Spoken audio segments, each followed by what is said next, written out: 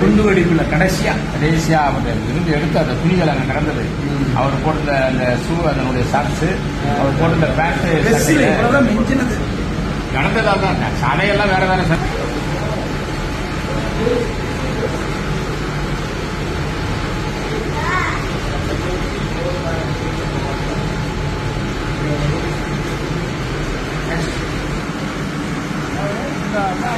அதாவது வீடு அங்க இருந்து இங்க வரும்போது அப்படியே புஷ் பண்ணிட்டு அந்த கழிவோம். உட்கார்ந்து இருக்கு. இது வந்து